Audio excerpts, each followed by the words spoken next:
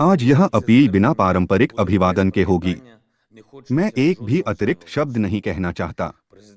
राष्ट्रपति आमतौर पर इस तरह की अपील को कैमरे में रिकॉर्ड नहीं करते हैं, लेकिन आज मुझे बस इतना ही कहना है। बुका और हमारे अन्य शहरों में जो हुआ, उसके बाद मुझे बोलना है, जहां से हमने आक्रमणकारियों को खदेड़ दिया था। वहां सैकड़ों लोग मारे गए, सैकड़ों प्रताड़ित और मारे गए नागरिक हैं। उनकी लाशें सड़कों पर हैं। वहां के इलाके में खनन किया जाता है, यहाँ तक कि मारे गए लोगों के शव भी निकाले जाते हैं। हर जगह लूटपाट के परिणाम हैं। केंद्रित दुष्ट हत्यारे, जल्लाद, बलात्कारी और लुटेरे जो खुद को सेना कहते हैं, हमारी भूमि का दौरा कर चुके हैं, और उन्होंने जो किया उसके बाद ही वे मृत्यु के पात्र हैं। मैं चाहता हूं कि हर रूसी सैनिक की मां बुचा, इरपेन और गोस्टोमिल में मारे गए लोगों के शव देखें। उन्होंने क्या किया? उन्हें क्यों मारा गया? सड़क पर साइकिल चला रहे एक आदमी ने क्या किया? एक साधारण शांतिपूर्ण शहर में आम नागरिकों को यातना क्यों दी जाती थी? कानों से बालियां छीनकर उन्होंने महिलाओं का गला क्यों घोंट दिया? बच्चों के सामने महिलाओं का बलात्कार और हत्या कैसे की जा सकती है, और मारे जाने के बाद भी उनके शरीर का मजाक कैसे उड़ाया जा सकता है? टैंक लोगों के शरीर पर क्यों दबाते थे? यूक्रेन के बुचा शहर ने आपके रूस के साथ क्या किया है? यह सब कैसे संभव हुआ? रूसी माताओं, लुटेरों को उठाया भी तो जल्लाद कैसे बने? आप मदद नहीं कर सकते, लेकिन जानते हैं कि आपके बच्चों के अंदर क्या था। आप यह नोटिस करने में मदद नहीं कर सकते कि वे मानव सब कुछ से वंचित हैं।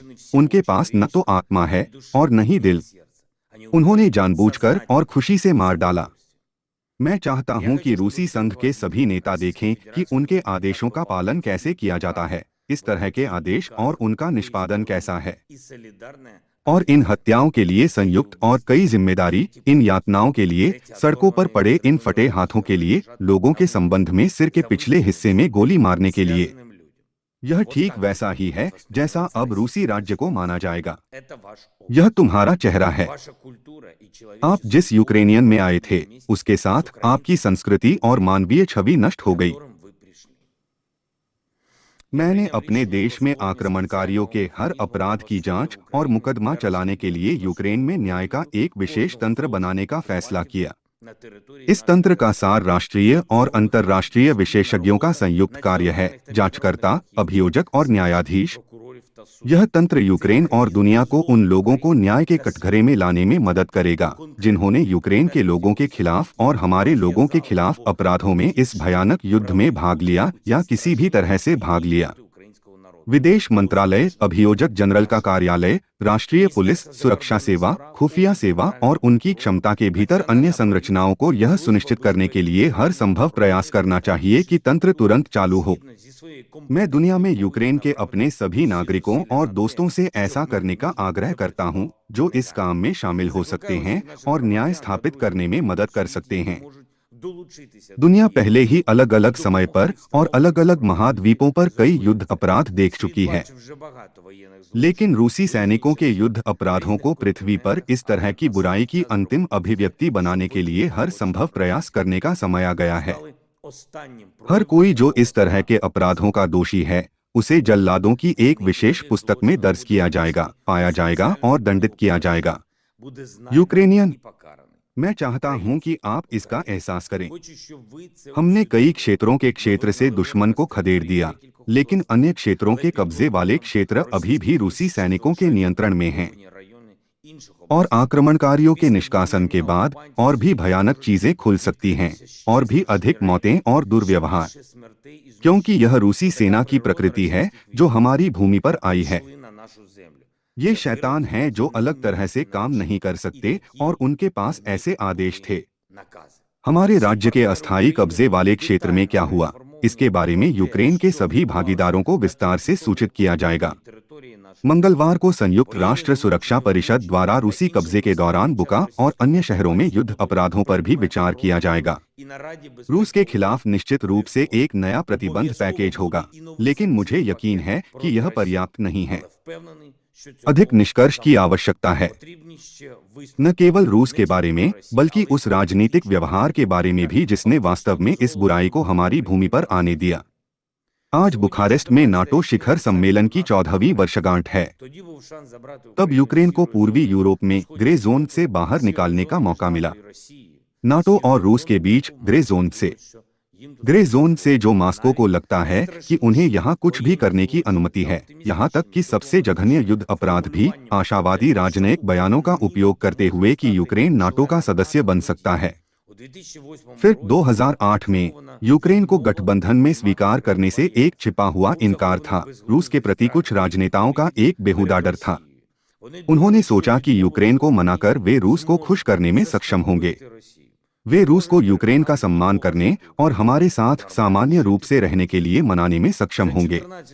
उस गलत अनुमान के बाद से 14 वर्षों में यूक्रेन ने डोनबास में एक क्रांति और 8 वर्षों के युद्ध का अनुभव किया है। और अब हम द्वितीय विश्व युद्ध के बाद से यूरोप में सबसे खराब युद्ध में अपने जीवन के लिए लड़ रहे हैं। मैं सुश्री मर्कल और सुश्री सार्कोजी को बुकाने और यह देखने के लिए आमंत्रित करता हूं कि रूस की रियायतों की नीति ने 14 वर्षों में क्या किया है, और पहली बार उत्पीड़ित यूक्रेनी महिलाओं और पुरुषों को देखने के लिए मैं सही ढंग से समझा जाना चाहता हूं। हम पश्चिम को दोष नहीं देते। हम उन विशिष्ट रूसी सैनिकों को छोड़कर किसी को दोष नहीं देते हैं जिन्होंने हमारे लोगों और उन्हें आदेश देने वालों के खिलाफ ऐसा किया। लेकिन हमें अनिर्णय की बात करने का अधिकार है।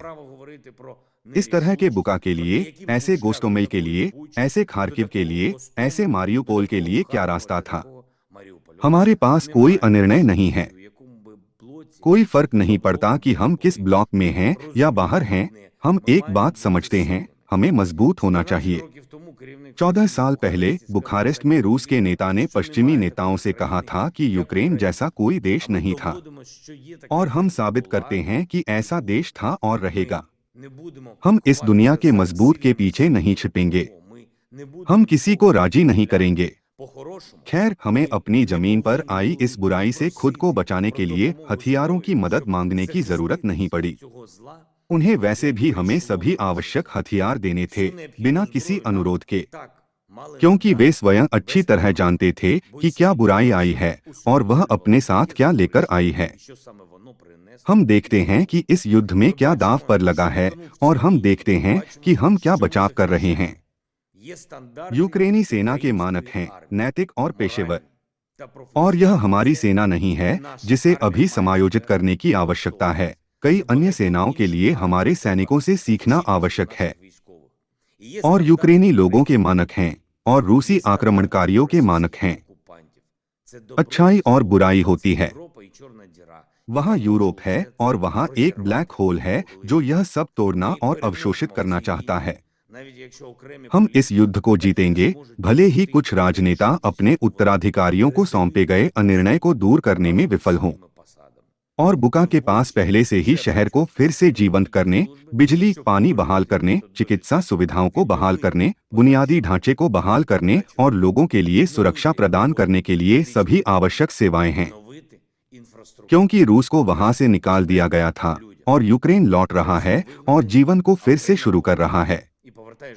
आज मैंने यूक्रेन की सीमा रक्षक सेवा के अस्पताल में हमारे सीमा रक्षकों, हमारे नायकों, घायल सैनिकों से मुलाकात की। मैंने उनमें से 8 को राज्य पुरस्कार प्रदान किए। मैंने हड्डी रोग विशेषज्ञ को भी सम्मानित किया, एक चिकित्सा अधिकारी जो यूक्रेन के प्रमुख सैन्य आघात विशेषज्ञ हैं और जिन्होंने कई यूक्रेनी रक्षकों को बचाया है। सामान्य तौर पर संबंधित डिग्री द्वारा मैंने 41 सीमा रक्षकों को राज्य पुरस्कारों से सम्मानित किया। यह राज्य सीमा रक्षक सेवा के सैनिक थे जो पहली बार आक्रमणकारियों से 24 फरवरी को आक्रमण पर गए थे। अब जब हम आक्रमणकारियों को खदेड़ेंगे तो हमारे लड़के और लड़कियां राज्य की सीमा पर लौट रहे हैं। मुझे यकीन है कि समय आएगा और यूक्रेन की राज्य सीमा की पूरी लाइन बहाल हो जाएगी। और ऐसा जल्द से जल्द होने के लिए हम सभी को ध्यान केंद्रित करना चाहिए, बुराई का साहसपूर्वक सामना करने और यूक्रेन के खिलाफ, हमारे लोगों के खिलाफ, हमारी स्वतंत्रता के खिलाफ हर आपराधिक कृत्य का जवाब देने के लिए तैयार रहना चाहिए। बुराई की सजा मिलेगी। यूक्रेन की महिमा।